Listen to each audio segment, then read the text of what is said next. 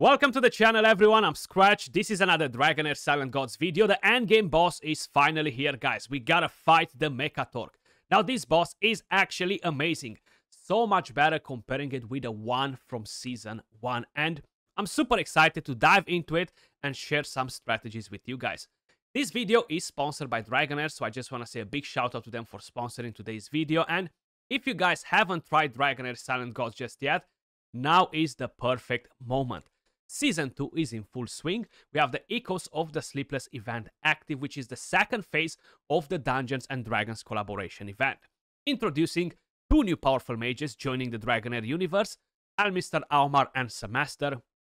New dice skins, we have of course a new legendary artifact, a new frame, and we have of course tons of awesome events going on at the moment. So if you guys want to get involved, head over to the link in the description down below or in the pinned comments, or scan the QR code to download the game.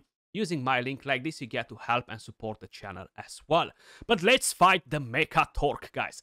In today's video, I want to showcase my Ice Blast team, and guess what? We're not using the usual suspects from the Ice Blast. We're actually using Nord, which is the rare Ice Blast hero, and we are using Seidik, because these two, they have AoE damage. Now, it's important to have some AoE damage in here if you want to score big numbers. This boss, guys, let me just quickly walk you through what this boss does, because he's an interesting machine. Basically, he will have a lot of skills, okay? Like, look at all that. But he will summon right here, where is my mouse, 6 projectile missiles, okay? And these missiles will actually take AoE damage. Now, we gotta make sure we are taking them to 1 HP as fast as possible. If not, the boss will attempt to inflict speed penalty on our team, okay? Now, once you've done that, they will eventually disappear. They will eventually die. But you get to drop in a lot of AoE damage on them. Then, of course, he will deal damage with most of the skills. He does have a few other hidden tricks up his sleeves. Right here again, damage, hitting all enemies 5 times. But guess what, guys? He has actually this misstep debuff. Whenever we inflict this boss with a debuff, it doesn't matter if you're constantly doing it or you're doing it just one time and that's it. He will gain a debuff on himself that will be there for unlimited duration, for the entire duration of the fight. Each time you apply a unique debuff on him, you're going to deal 10% additional damage. So if you have a team that will heavily bring in a lot of debuffs, is actually huge, because you're going to get to deal tons and tons of damage on the boss. Then it does have, of course, another hidden trick up his sleeve. If you are able to inflict him with Charmed, Fear, or a Blind, he's going to get a different debuff that will decrease his damage dealt by 30%, which can be very helpful. Now, we're going to do that in today's video. I have a team that kind of like covers most of the things. This is not necessarily the most free-to-play friendly team out there, guys, but you can actually replace either some characters, either replace some of the artifacts that we are using. So that's what we're running, guys. These are the artifacts that we have on at the moment. We have Witch's Remains on Sheena. We have the Gatekeeper Staff on Garius, which is not a necessity if you have a decreased attack hero in here, because you're going to be able to keep your team alive, but you might need to bring in some extra healing, right? A different character. Then I have the Music Box on Nord. I have the Crown of the Unclean on Faesa. So, of course, if you don't have the Gatekeeper Staff, Faesa needs to go out of the team, probably, and make room for another healer or decrease attack hero. Then we have Seidik with the Revatrix Roots, guys. This will increase his attack, his HP, because he's an epic. He will get double the stats. Now I'm going to show you the total stats at the end on each one of the heroes. Positioning, guys, will be very, very important. So Nord has this ultimate, okay? Needs to be next to him and 3 tiles in front. Now, if you keep him where I have him right here, he's going to go at the boss, right? And he will need to hit 3 tiles in front. 1, 2, 3, 1, 2, 3. So in order to hit all of the orbs that are jumping here, dropping here, we're going to position Nord right here. He will go in the front at the boss, and then we can just turn him around, because we are going to manual all of their skills. So we're not going to use any preset whatsoever. Anyway, Garius and Faesa will be going wild, and because I'm manualing them, I want to make sure I'm maximizing the damage, okay? That's the key right here, guys. So how I mentioned, Garius and Faesa will go and do whatever they want. Now, I do have Sheena with the defense down. Very important for her to get the job done. Seidik, he's just going to reposition himself, bang everybody down. But Nord actually needs to have his skill dragged back.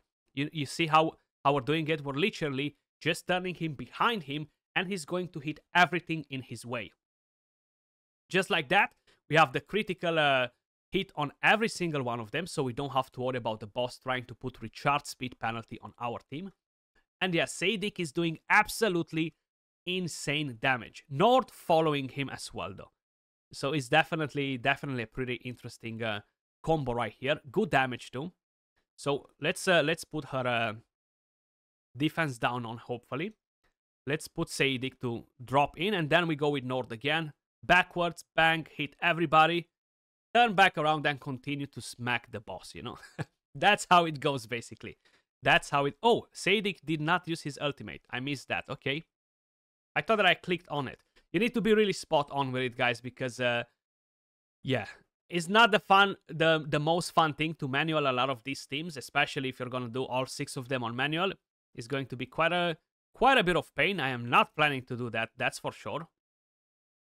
Okay, so let's let him use the ultimate. He did it, okay, and now we can turn around with Nord and wipe even more damage on them. Rinse and repeat till the end of the fight. We are already on 28 million damage.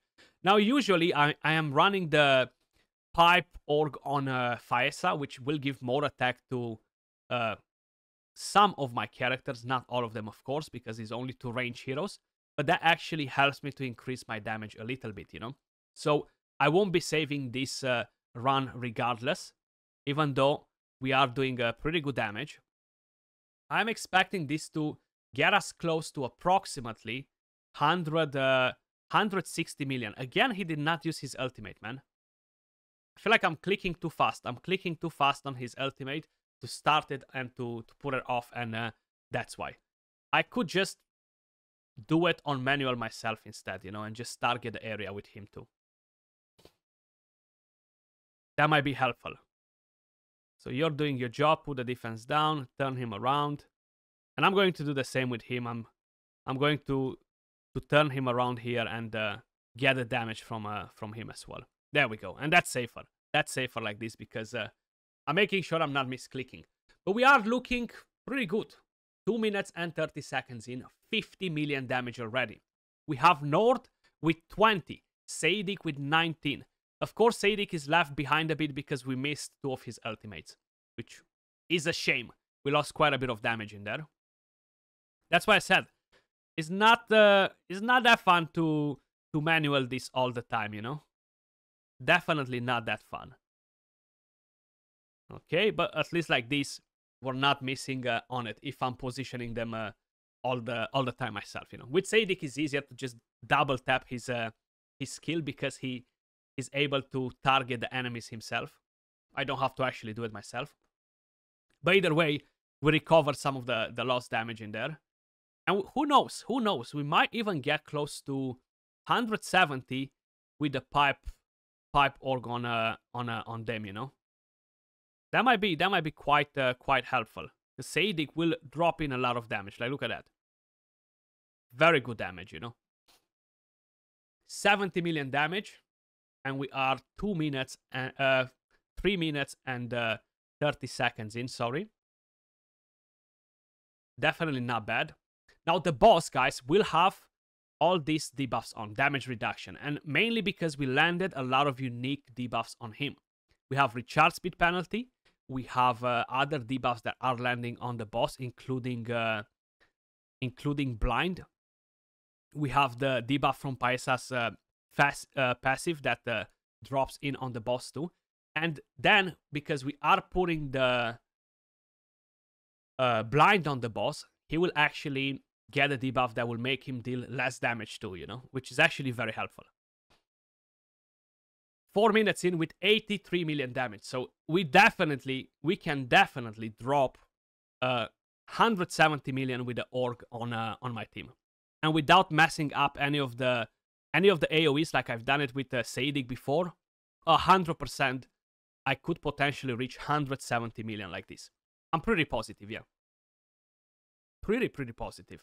And Ice Blast is crazy good, man. Like, I really not expected Ice Blast to be as impactful versus this boss, knowing that we're going to need a lot of AoE. But hey, we do have 2 AoE Ice Blast heroes, Seidik and Nord, which are not the usual suspects how I mentioned before, but they are actually doing the job, and I'm actually super impressed with them, you know? You get your ultimate in there as well, you little man. Don't you try to dodge it. So we have 3 more minutes. We are at 100 million already. Look at Seidik, 43 million. Nord, 40 million already. Pretty crazy, right? Pretty crazy. Ice Blast is super powerful this season, though. Okay, where are we? Where are we? The recharge speed penalty on the boss helps me a lot with the cycle on him to make sure he's always going to be much slower than the rest of us. He's usually on a 24 seconds rotation. Now, if we are allowing him basically to get a lot of stacks of increased attack, it's dangerous for us. We can literally lose the fight because of it, you know? I mean, lose the fight. Die early, because you're not really losing in here, but you want to survive all the way to 8 minutes, and that's what we are going to do as well, hopefully, you know? So let's put that. Defense down. I gotta... Oh, we haven't used her defense down there.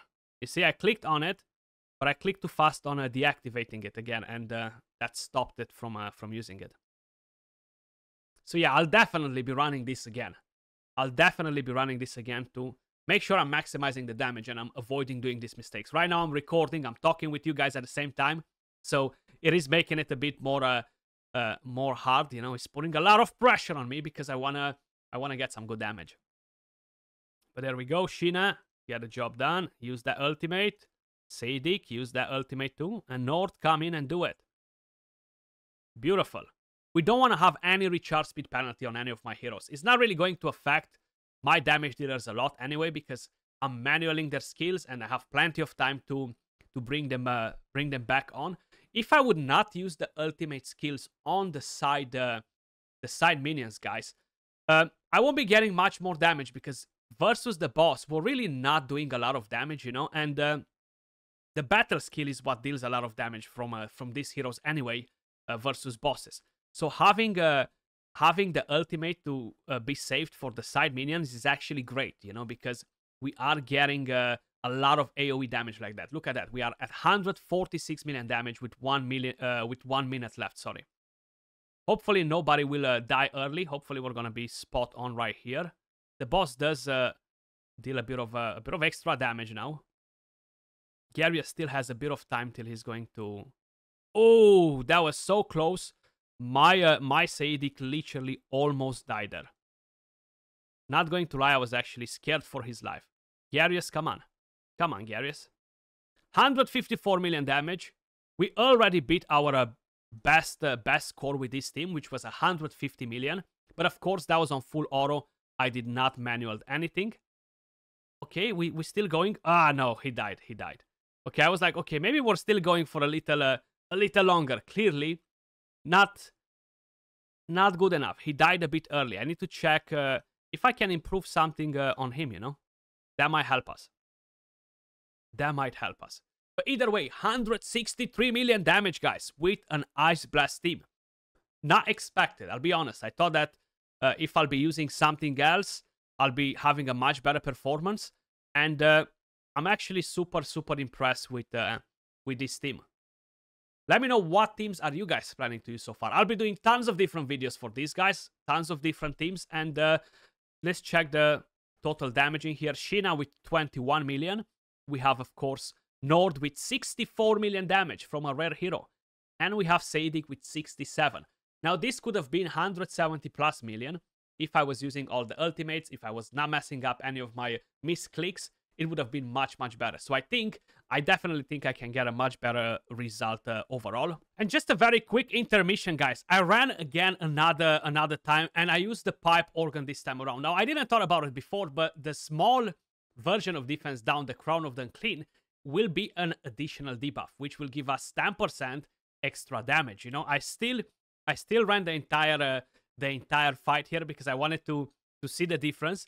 But we are actually getting less damage with the legendary pipe organ artifact over the Crown of the Unclean, because that will give us 10% additional damage. So just so you guys are aware of it, let me just quickly show you the total stats on the heroes, guys, because that will help quite a bit, right? So I have an inventor set on him, 46k HP, 1.3k defense. He needs more defense, 50k, 5k attack, 89 crit rate, 211 crit damage. Then we have the next hero, which is Nord, with the music box.